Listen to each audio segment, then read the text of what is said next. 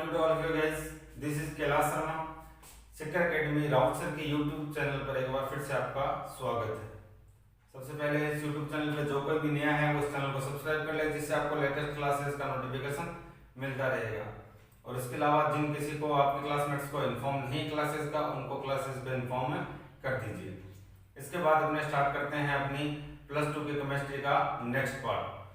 अपन लोग solid state के लिए स्टडी कर रहे थे, उसमें अपन लोगों के 4 पार्ट हो चुके हैं, शायद 5 पार्ट, ये अपना 6th रहेगा। इसमें क्या है गाइस, अपने काफी स्लो चल रहे हैं आई नो, लेकिन इसमें इमेजिनेशन पावर काफी ज्यादा करनी पड़ती है, इसीलिए किसी को प्रॉब्लम ना हो, सारा अच्छा ढंग से समझाया जा सके, इसीलिए अपने थोड़ा सा स्लो चल रहे हैं। अब इसके बाद अपन लोगों ने कल अपना लास्ट जो टॉपिक रहा था वो रहा था पैकिंग एफिशिएंसी का।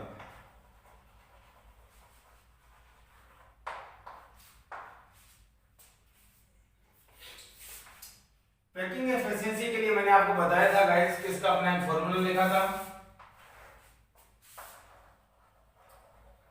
वॉल्यूम ऑफ पार्टिकल्स, यहां volume of unit cell into में 100, और 100 लगने से किस में कन्वर्ट हो जाता है, परसेंटेज में, तो इसकी वैल्यू हमेशा किस में आएगी, परसेंटेज में आएगी। ये भी मैंने आपको एक दो एग्जांपल लेके बताए थे कि अपना आंसर अगर 72% आता है, 74 आता है, 78 आता है, तो उसका मीन क्या होगा। अगर 78% आता है तो अपने कहेंगे कि एक यूनिट सेल का 78% पार्ट जो है वो किससे फिलअप है, पार्टिकल से फिलअप है। बाकी जो 22% है वो क्या रह गया, वो उसमें स्पेस है, उसमें कुछ भी नहीं है।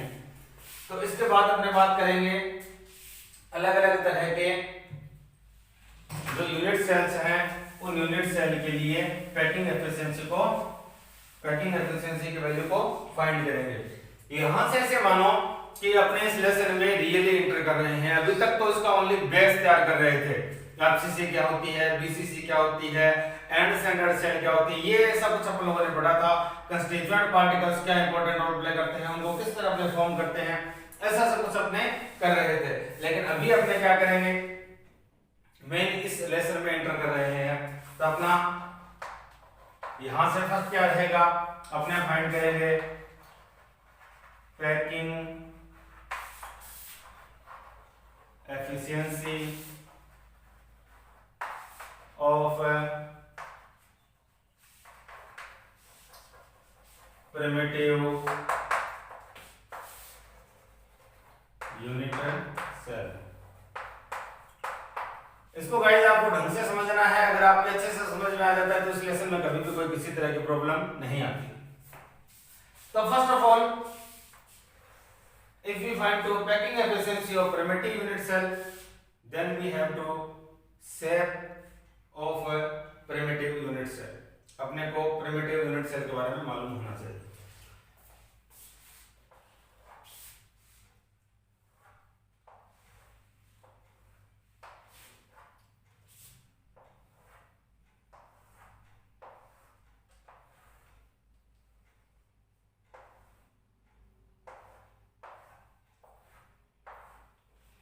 अपने को मालूम है कि प्रिमिटिव यूनिट सेल में जो पार्टिकल्स होते हैं वो कहां होते हैं, they all are present at corners.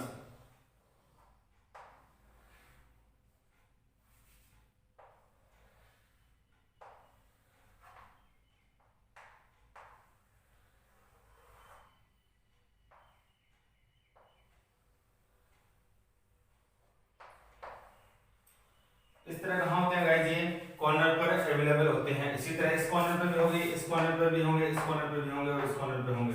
कल अपन लोगों ने कंट्रीब्यूशन ऑफ कंस्टिट्यूएंट पार्टिकल्स ऐसा सा टॉपिक किया था, उसके अंदर अपन लोगों ने कहा था कंस्टिट्यूएंट पार्टिकल्स का प्रिमिटिव सेल में जो टोटल कंट्रीब्यूशन होता है वो कितना फाइंड करेंगे। तो कॉर्नर्स पे जो पार्टिकल होते हैं, कंट्रीब्यूशन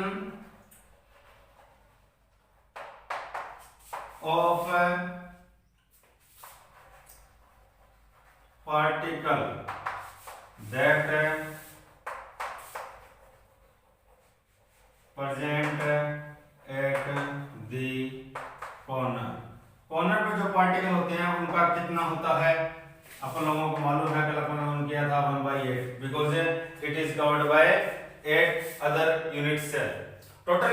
है कितने 1 2 3 4 5 6 7 8 टोटल कितने हैं 8 है। इट मींस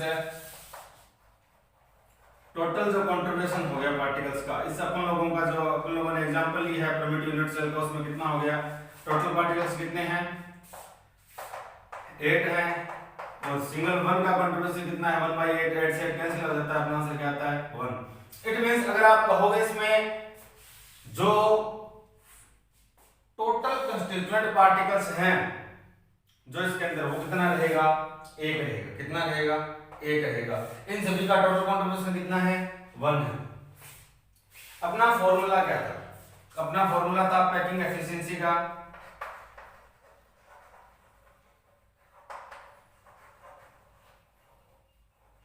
अभी जस्ट मैंने लिखा था वॉल्यूम ऑफ पार्टिकल्स अपॉन में वॉल्यूम ऑफ यूनिट सेल और इनटू में 100। तो वॉल्यूम ऑफ पार्टिकल्स, पार्टिकल्स जो होते हैं वो कौन सी शेप में होते हैं, ये होते हैं स्फेरिकल शेप में। और स्फेरिकल शेप के लिए वॉल्यूम जो होता है वो कितना होता है 4/3 पाई आर की क्यूब। Understand guys. और यहां ये किसका होता है फॉर्मूला 1 स्फेयर का, और ये भी अपने पास कितना है 1 स्फेयर है। इट मींस यहां अपने को सीधा इसकी वैल्यू लिखनी है 4/3 पाई आर की क्यूब। अब रही बात वॉल्यूम ऑफ यूनिट सेल की, यूनिट सेल क्या है ये क्यूब है। क्या है ये क्यूब। और क्यूब का जो वॉल्यूम होता है वो क्या होता है ए की cube, where a is side of a cube. Cube की क्या है ये साइड है। Understand guys. अब फिर चलते हैं नेक्स्ट कि अपने को क्या करना है, अपने को ए और आर में रिलेशन फाइंड करना है। आर क्या है, ये जो सर्किल है इनकी क्या है रेडियस, इनकी क्या है रेडियस है, यानी कि यहां से लेकर यहां तक ये क्या है आर है, इसकी रेडियस क्या होगी आर। अंडरस्टैंड। और ए क्या है, ए अपनी इसकी साइड है, यहां से लेकर यहां तक ये क्या है साइड है। तो क्या आपको डायग्राम से मालूम नहीं चल रहा है क्या, ये पूरी तो ए है और ये भी आर ये भी r. It means a is equal to 2r, a is equal to 2r। Self understood है गाइस कि ये दोनों, ये जो सिंगल लाइन है ये आर और आर में क्या है डिवाइडेड है, तो ये आर और ये आर किसके इक्वल हो गई पूरी ए के इक्वल। It means a is equal to 2r हो गई। तो वॉल्यूम ऑफ पार्टिकल्स क्या लिखूंगा मैं, टोटल पार्टिकल कितने हैं 1 into 4/3 पाई आर की क्यूब। 1 का वॉल्यूम कितना होता है 4/3 पाई आर की क्यूब, और पार्टिकल्स है कितने 1, तो 1 से मल्टीप्लाई कर दिया अपॉन में volume of unit cell. Volume of unit cell क्या है ए की क्यूब इनटू में 100। इसके बाद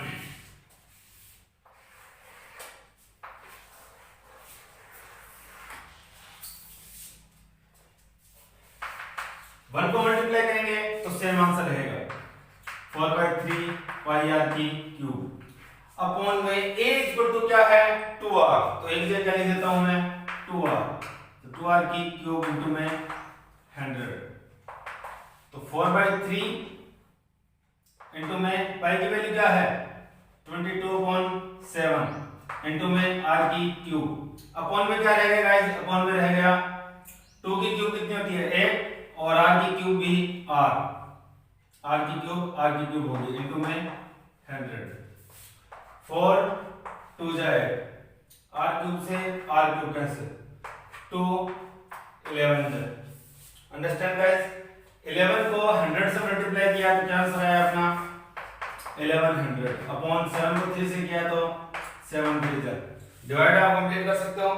21 5 कितने होते हैं 105। अपना रिमाइंडर रह गया 5 यहाँ इसके आगे गया 0 आगे अकाउंट 21 2 जा 42 कितना रह गया 8 रह गया, पॉइंट लग गया 8 रहने से 8 0 हो गया और 21 3 से 63 70 रिमाइंडर रह गया।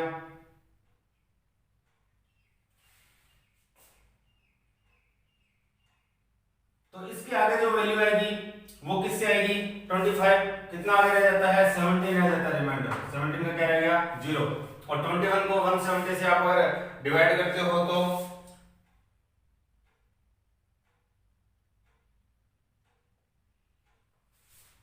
21 8 जा 168 होते हैं गाइस। तो यहाँ क्या आएगा 8 आएगा। आगे वाला नंबर अगर 5 से क्या हो बड़ा हो तो इसको क्या कर देते हैं इंक्रीज करके लिख देते हैं। तो अपना आंसर क्या आ गया 52.4%। Understand guys? किसी कोई प्रॉब्लम है इस क्वेश्चन में तो आप इसको क्या कर सकते हैं कमेंट बॉक्स में लिख सकते हैं, आपको ये दोबारा समझा दिया जाएगा। तो ये काफी इजी है, ज्यादा कोई प्रॉब्लम वाली बात नहीं है। तो मैंने पहले वाले में सारी की सारी लैंग्वेज भी लिखी है, तो सेकंड थर्ड फोर्थ इस तरह फाइंड करेंगे उसमें अपने लैंग्वेज आगे नहीं लिखेंगे, ठीक है। तो आप इसका क्या ले लीजिए स्क्रीनशॉट। अपने चलते हैं नेक्स्ट पे।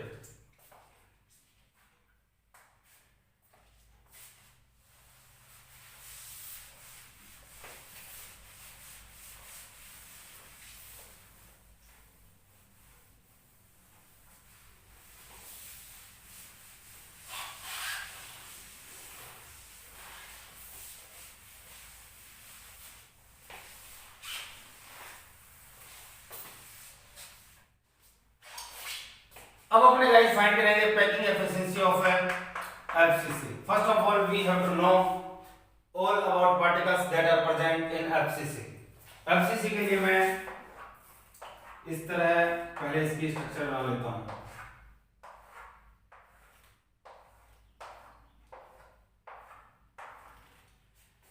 अपने अगर गाइस इसमें पूरे स्फेरिकल शेप के अगर पार्टिकल्स बनाते हैं तो डायग्राम थोड़ा पजल हो जाता है, इसीलिए मैं यहां पे क्या बना लेता हूं ओनली इस बार डॉट बना लेता हूं।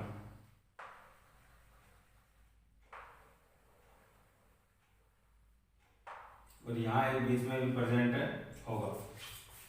ये वाला और ये वाला ये तीनों क्या होंगे एक दूसरे के टच में होंगे। कैसे?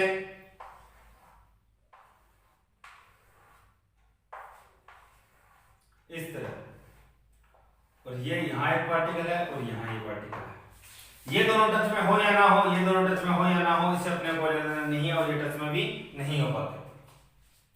तो अपने को करना क्या है, सबसे पहले अपने को जो टोटल पार्टिकल्स है कंट्रीब्यूशन के साथ उनको फाइंड करना है। तो जो फेसेस पे पार्टिकल्स हैं, कहां गाइस है फेसेस पे पार्टिकल्स हैं, वो टोटल कितने हैं? एक इस तरफ फेस होगी, एक उस तरफ, टोटल 6 फेस होगी और 6 फेस पे क्या होंगे 6 पार्टिकल्स होंगे। टोटल फेसेस पे जो पार्टिकल्स होते हैं 6 होते हैं। और सभी का कंट्रीब्यूशन कितना होगा? इन सभी का कंट्रीब्यूशन होगा गाइस, एक का कितना होता है? एक का होता है 1/2। टोटल है कितने 6, तो 2 3 जा 6, कितना आंसर आ गया अपना 3। और जो कॉर्नर्स पे प्रेजेंट है, कहां गाइस है कॉर्नर्स पे प्रेजेंट है, उनका कंट्रीब्यूशन कितना होगा?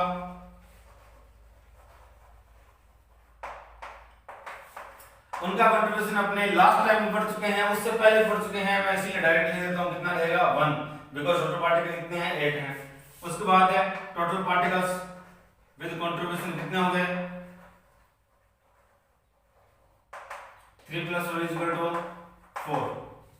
Understand guys? इसके बाद अपने देखते हैं अपनी पैकिंग एफिशिएंसी का फॉर्मूला देखेंगे और उसके बाद अपने ए और आर में क्या करेंगे एक रिलेशन एस्टेब्लिश करते हैं। ए और आर में रिलेशन एस्टेब्लिश लास्ट टाइम जब अपन लोगों ने किया था तो जो साइड वाले थे उन दोनों के टच में हो रहे थे, इसलिए r + r = a कर दिया था, a = 2r आ चुका था। लेकिन यहां क्या रहेगा, यहां ये वाले जो पार्टिकल, यहां भी मैंने आपको डायग्राम बना के बताया था कि ये वाला पार्टिकल, ये वाला पार्टिकल और ये वाला पार्टिकल तीनों एक दूसरे किस में रहते हैं कांटेक्ट में रहते हैं। मैं डायग्राम फिर से निकाल देता हूं यहां पे।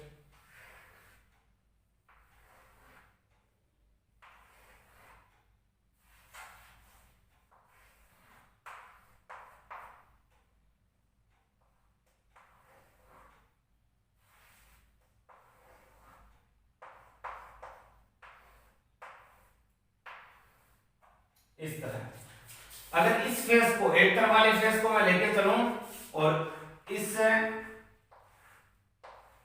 ट्रायंगल को लेके चलूं ए बी सी, तो ये हो गया ए, ये हो गया बी और ये हो गया सी। ये आर यहाँ इनका क्या है, डायमीटर का सेंटर, ये भी आर, ये भी आर, और ये भी क्या हो गई, आर। इट मींस टोटल कितनी हो गई, ये डायगोनल जो है, इस डायगोनल की टोटल वैल्यू कितनी हो गई, डायगोनल की टोटल वैल्यू हो गई 4r। ये क्या है, राइट एंगल ट्राइंगल है। क्या है, राइट एंगल ट्राइंगल। इसीलिए अपने यहाँ क्या अप्लाई कर सकते हैं, पाइथागोरस से थ्योरम अप्लाई कर सकते हैं। तो उससे क्या होगा अपना, ए बी की स्क्वायर प्लस बी सी की स्क्वायर इक्वल टू ए सी की स्क्वायर, इन दोनों की स्क्वायर का 8 और इक्वल टू ए सी की स्क्वायर। Understand guys. इसके बाद ए बी कितना है अपना, ए बी की वैल्यू यहां से लेकर यहां तक, ये अपनी साइड है, साइड ऑफ क्यूब, जो कि क्या होगी ए। ये भी क्या है, साइड ऑफ क्यूब क्या होगी ए। तो you know that all sides of an cube is equal. तो ये ए की स्क्वायर, ये ए की स्क्वायर और ए सी क्या हो गया, r r r r, total कितना हो गया 4r। Understand guys. ए की स्क्वायर प्लस ए की स्क्वायर कितना हो गया, 2a की स्क्वायर इक्वल टू 4r। 2 इस तरफ आएगा तो क्या होगा, इस तरफ 4r की वैल्यू क्या करनी होगी, स्क्वायर करनी होगी। तो 4r की स्क्वायर करेंगे तो 4 जा 16 और r की स्क्वायर है r स्क्वायर। a स्क्वायर इस तरफ ले लेते हैं, a 2 को इस तरफ लेके आते हैं तो 2 8 जा a square equal to 8r square. अगर यहां से इस तरफ में स्क्वायर हटाते हैं तो उस तरफ क्या आएगा, स्क्वायर रूट आता है। और 8 का क्या होगा, 8 को अपने क्या लिख सकते हैं, 4 into 2, और 4 का रूट क्या हो जाएगा 2, और 2 का रूट क्या हो जाएगा 2 रूट 2। तो यहाँ 8 का रूट क्या हो गया 2 रूट 2। अंडरस्टैंड। और a की स्क्वायर का यहाँ सॉरी r था, r की स्क्वायर की जगह मैं क्या लिख देता हूँ r। तो यहाँ अपना a इक्वल टू क्या हो जाता है 2 रूट 2r। Understand guys. ये अपना एक रिलेशन एस्टेब्लिश हो जाता है बिटवीन a एंड r। बस समझने वाली बात ये ही है, आपको समझने वाली बात ये ही है। अगर आप कहीं पजल हो गए तो यहीं हो गए, और यहाँ पजल होने वाली कोई प्रॉब्लम नहीं है, ये अपने पीछे से कंटिन्यू करते आ रहे हैं।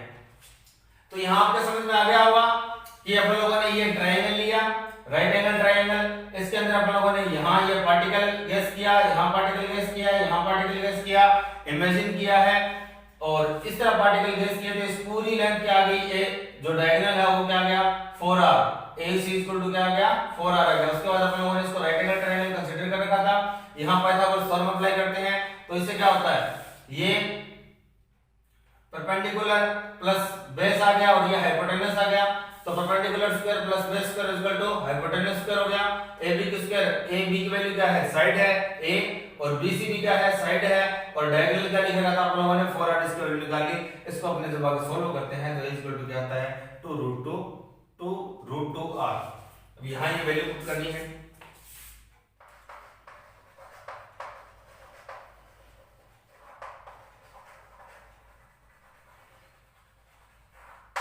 पैकिंग एफिशिएंसी ऊपर क्या लेते हैं अपने, टोटल है वॉल्यूम ऑफ है पार्टिकल्स।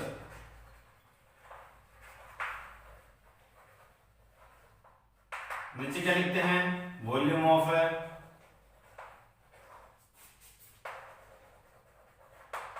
यूनिट सेल इनटू में 100।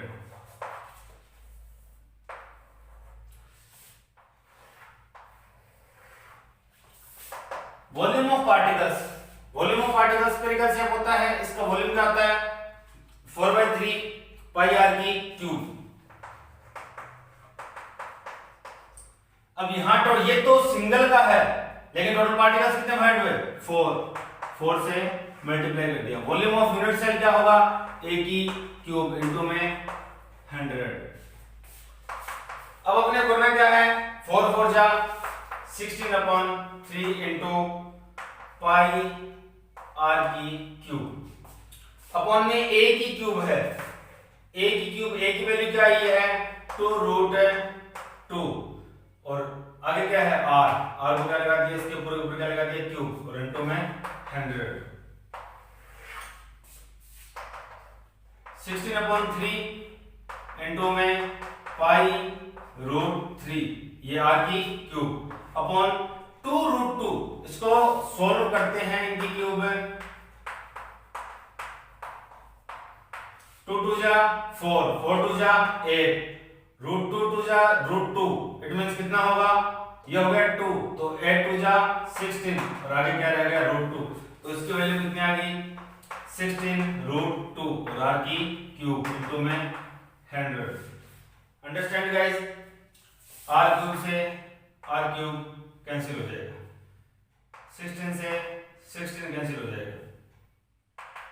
यहाँ पाई की वैल्यू क्या लिखूंगा मैं 3.14 अपॉन में 3 इंटू रूट 2 इंटू में 100। रूट 2 की वैल्यू क्या होती है 1.41 इंटू में 100 और यहाँ इंटू में 3। जब आप इसको सॉल्व करते हो तो इसका आंसर आता है, परफेक्ट नहीं आएगा लेकिन नियर अबाउट कितना आता है 74% आता है। तो आप इसकी वैल्यू फाइंड करेंगे और इसकी वैल्यू सही सही बताएंगे कि क्या वैल्यू आती है। पॉइंट के बाद जो वैल्यू आती है, यहाँ पॉइंट के बाद कुछ ना कुछ वैल्यू आती ही है। तो आप क्या करेंगे, आपका आज का होमवर्क ये रहेगा कि आपको ये वैल्यू सॉल्व करनी है विदाउट कैलकुलेटर, बिना किसी टेक्निकल असिस्टेंस की। आप क्या करोगे, पॉइंट के बाद की जो वैल्यू होगी वो आप मेरे को फाइंड करके बताओगे और कमेंट बॉक्स में लिखोगे, जिससे मालूम चल जाएगा कि कौन कौन स्टूडेंट पढ़ रहा है और कौन स्टूडेंट नहीं पढ़ रहा है। तो आपका ये काम रहेगा कि पॉइंट के बाद जो वैल्यू फाइंड होती है उस वैल्यू को आप कमेंट बॉक्स में जरूर लिखोगे। तो ये अपना सेकंड जो पैकिंग एफिशिएंसी ऑफ एफसीसी है, ये अपनी क्या गई यहाँ इस तरह सॉल्व की जा सकती है। तो चांसेस रहते हैं गाइस कि क्वेश्चन पुट किया जा सके सीधा ही कि आपको क्या फाइंड करने को कहे, packing efficiency of FCC find करने को कहे, या फिर आपको सीधे ही ये वैल्यू पूछी जा सकती है। तो ये मोस्ट इंपॉर्टेंट रहता है। ये जो एफसीसी की पैकिंग एफिशिएंसी है ये काफी इंपॉर्टेंट रहती है और जहां तक मेरा अनुमान है इस बार इसमें से क्वेश्चन 101% आना श्योर है। तो आप इसका स्क्रीनशॉट ले लीजिए। इसके बाद चलते हैं अपने नेक्स्ट पार्ट पे।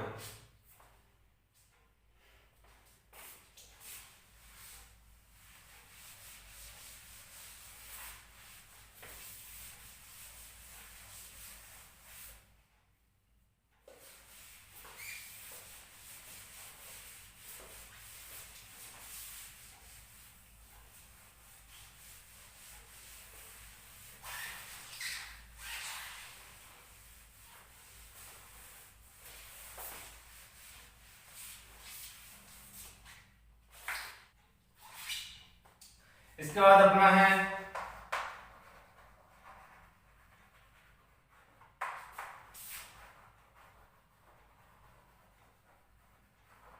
Packing efficiency of BCC body centred cell. तो इससे पहले अपने को ये मालूम होना चाहिए कि बॉडी सेंटर्ड सेल में पार्टिकल्स प्रेजेंट कहाँ होते हैं।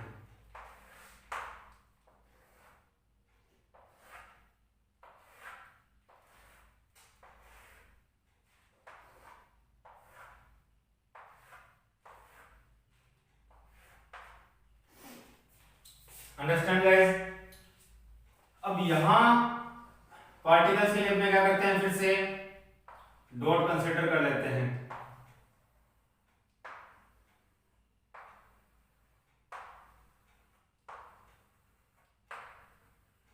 इसके लिए क्या रहता है गाइस कि बीसीसी के अंदर जो पार्टिकल्स हैं वो कॉर्नर पे तो अवेलेबल होते ही होते हैं।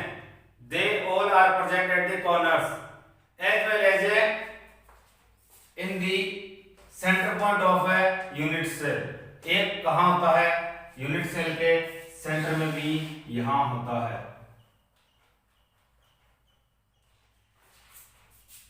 अब अपने को करना क्या है, वो पीछे वाला तो काम करना ही करना है। उससे पहले ये क्या वैल्यू है, ये इसकी, ये साइड है इसकी ए, क्योंकि साइड क्या है ए।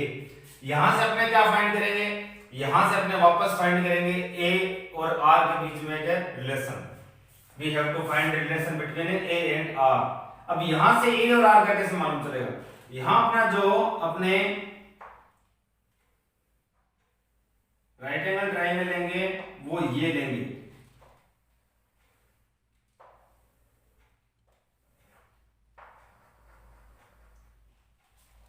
समझ गए होंगे गाइस आप। अब इसमें क्या रहेगा कि ये वाला पार्टिकल, ये वाला पार्टिकल और ये वाला पार्टिकल, तीनों क्या रहेंगे, एक दूसरे के टच में रहेंगे, तीनों क्या रहेंगे, एक दूसरे के टच में रहेंगे। तो अपने को ये तो मालूम है ए है, because it is the side of a cube, ये सॉरी क्यूब, ये क्या होगी, ए होगी। लेकिन अपने को क्या नहीं मालूम, we do not know about the length value of this segment, यहां से लेकर यहां तक के सेगमेंट की अपने को क्या नहीं मालूम है, लेंथ मालूम नहीं है। तो इसको भी पहले फाइंड करना पड़ेगा। तो इसको फाइंड करने के लिए ये क्या है, क्यूब की साइड ए, ये क्या है, क्यूब की साइड ए। अंडरस्टैंड गाइस, मैं इसको ए बी सी और डी लिख लेता हूं।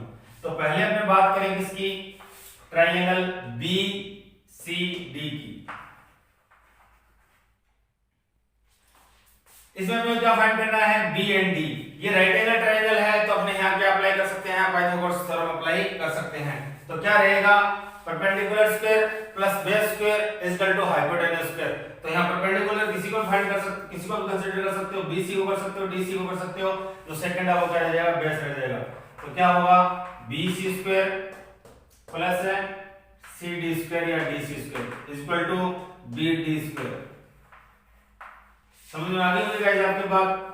B से C क्या है, A और इसकी स्क्वायर, C से D क्या है, A और इसकी square equal to B D की square, A square plus A square equal to 2A square equal to B D square. और यहाँ स्क्वायर को रिमूव करेंगे तो यहाँ क्या जाएगा, √2A। तो ये जो वैल्यू है ये अपने पास क्या आ गई, √2A। Understand guys. अब अपने क्या करना है, ए बी और डी ट्रायंगल में चलना है। कहां, ए बी डी ट्रायंगल में। ये भी एक राइट एंगल ट्रायंगल है, सो वी कैन अप्लाई है पाइथागोरस थ्योरम। तो क्या बनता है अपना ट्रायंगल ए बी डी। इसमें क्या होगा, ए बी की स्क्वायर प्लस में बी डी की स्क्वायर इक्वल टू में ए डी की स्क्वायर। यहां से काफी इजी रह जाता है। इसके बाद अब यहां वाला अपने क्या करते हैं, अलग थोड़ा सा बनाते हैं।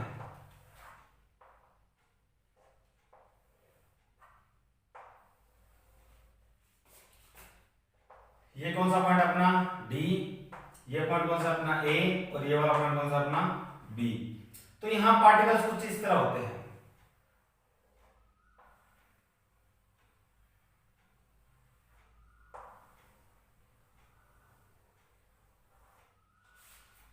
Understand guys. इस वाली लाइन की बात कर रहा हूं, ए डी पे पार्टिकल किस तरह होता है। ये होते हैं बॉडी सेंटर्ड वाला बीच का पार्टिकल जो है मिडिल में, ये कॉर्नर का, ये भी कॉर्नर का, ये आर, ये इसका डायमीटर का सेंटर पॉइंट, ये भी आर होगी, ये भी आर होगी और ये भी क्या होगी, आर होगी। टोटल कितना हो गया, 4r। It means a d equal to 4r। तो आपको ये समझना काफी जरूरी रहता है कि ये कैसे, यहां से रिलेशन कैसे फाइंड करते हैं। इसके लिए आपको एक या दो बार इनको रफ नोटबुक में खुद करके देखना है, जिससे आपकी प्रिपरेशन जो है वो गजब हो जाती है। तो यहाँ AD इक्वल टू क्या हो गया, 4r। अपने को AD की वैल्यू मिल गई 4r। AB की वैल्यू क्या है अपने पास, A मालूम है अपने को। BD की वैल्यू क्या है, √2A। यहां से अपने को एक रिलेशन मिल जाएगा किसके बिटवीन है, A एंड R। तो AB की स्क्वायर, A की स्क्वायर, BD की स्क्वायर, BD यानी √2A इसकी square equal to AD। AD कितना हो गया, 4r। इस पूरे की स्क्वायर, √2 की स्क्वायर क्या हो जाएगी, 2 और A की स्क्वायर A स्क्वायर। ये हो गया 16r square. 2A square plus 1A square equal to 3A square equal to 16r square. अब यहां से अपने को A और 16r स्क्वायर की वैल्यू फाइंड करनी है। तो A की फाइंड करो, तो A की क्या रहेगी, पहले अपने क्या करते हैं, एक स्क्वायर के फाइंड करते हैं, 3 को उस तरफ लेके जाते हैं। तो 16r स्क्वायर अपन क्या रह जाएगा, 3।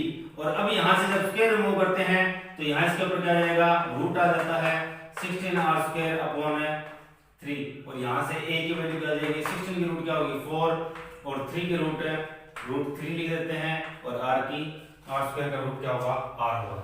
तो ये अपना रिलेशन एस्टेब्लिश हो जाता है बिटवीन A एंड R। तो इस यहां समझने वाली जो बात है, इस packing efficiency, if we want to find packing efficiency of BCC, then we have to know and we have to understand all this concept. अगर अपने को ये कंसेप्ट समझ में आता है तो पैकिंग एफिशिएंसी और बीसीसी में कुछ भी नहीं है, वो सेम ही थिंग्स है, बाकी कंटिन्यू चलता रहता है। तो एफसीसी और बीसीसी में अगर आपको ये फाइंड करना है तो आपको ये मालूम होना चाहिए।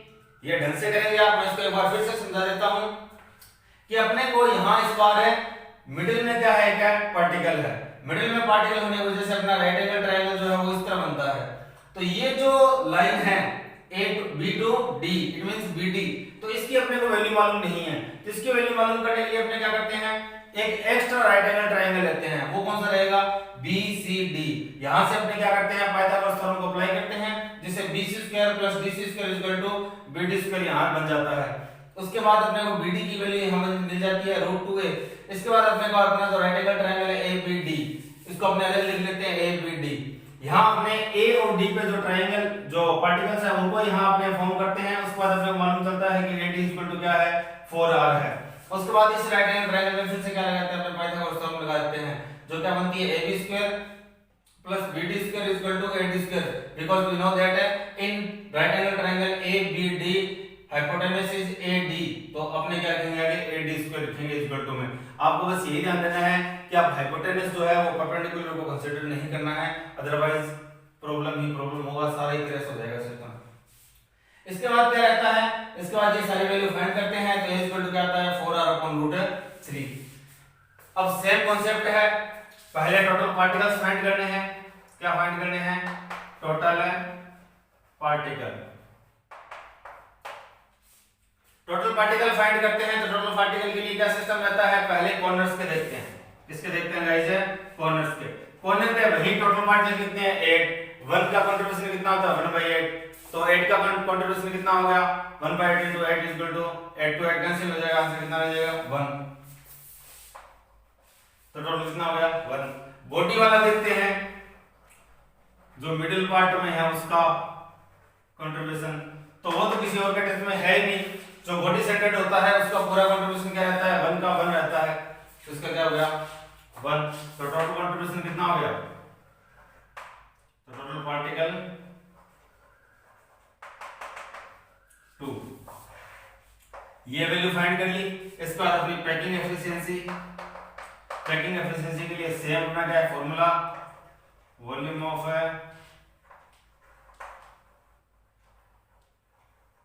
Particle upon volume of cube upon 100। अब वॉल्यूम ऑफ पार्टिकल्स, पार्टिकल का वॉल्यूम क्या होता है, पार्टिकल्स क्या होते हैं, स्फेरिकल शेप के अंदर होते हैं, उसका वॉल्यूम होता है 4/3 πr³ और टोटल पार्टिकल है कितने 2, इसीलिए 2 से क्या कर दिया मल्टीप्लाई कर दिया, अपॉन क्यूब का वॉल्यूम क्या होगा a की क्यूब इनटू में 100।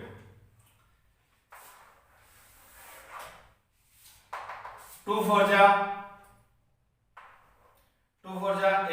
8/3 πr³ अपॉन a की वैल्यू क्या होगी, a की वैल्यू होगी 4r/√3 इस पूरे की क्यूब इनटू में 100।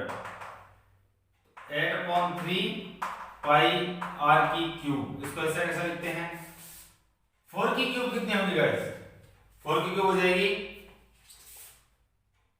4 4 जा 16, 16 4 जा 64 अपॉन में √3 क्या हो जाएगा, √3 हो जाएगी 3√3 और इनटू में r की क्यूब से r क्यूब कैंसिल, इनटू में 100 जो है वो रह जाएगा। 8/3 पाई इनटू में ऊपर जाएगा किसमें जाएगा, रिवर्स हो जाता है इनवर्स, तो 3 से 3 कैंसिल, 8 जा इनटू में 100। पाई की वैल्यू क्या होती है 3.14 इनटू में √3 की वैल्यू क्या होती है 1.732 होती है, अपने 7 लिख देते हैं लास्ट, अपॉन में 100 इनटू में अपॉन में 8 इनटू में 100। तो इसकी वैल्यू भी आपको क्या करनी होगी, फाइंड करनी होगी। इसकी जो टोटल वैल्यू होती है वो आपको बता देता हूं कितनी होती है, इसकी होती है गाइस 68%। कितनी होती है 68%। यहाँ भी क्या रहता है 68 पॉइंट के आगे कुछ है आता है, वैल्यू आती है, इसीलिए अपने क्या लिखते हैं नियर अबाउट है 68%, राउंड फिगर के अंदर लिखें तो आपका होगा। किसमें भी क्या रहेगा, इसमें भी आपको पॉइंट के बाद की वैल्यू फाइंड करनी होगी। तो ये अपनी packing efficiency of BCC, FCC और प्रिमिटिव सेल हो जाती है। इन तीनों में से कोई ना क्वेश्चन, एक ना एक तो क्वेश्चन पूछा ही जाता है, तो ये आपके लिए काफी इंपॉर्टेंट हो जाते हैं, इसीलिए आपको इनकी प्रिपरेशन ढंग से करनी है। अगर इनमें से कोई भी आपका कॉन्सेप्ट समझ में नहीं आया है तो आप दोबारा पूछ सकते हैं, दोबारा आपको समझा दिया जाएगा, आप कमेंट बॉक्स में लिख सकते हैं कोई प्रॉब्लम हो तो। आज के लिए इतना गाइस काफी रहेगा, नेक्स्ट करते हैं अपने नेक्स्ट क्लास में। इसके अलावा अगर वीडियो अच्छे लगे तो लाइक करना मत भूलना और वीडियो को शेयर करें और चैनल को सब्सक्राइब जरूर करें। Stay home, be safe.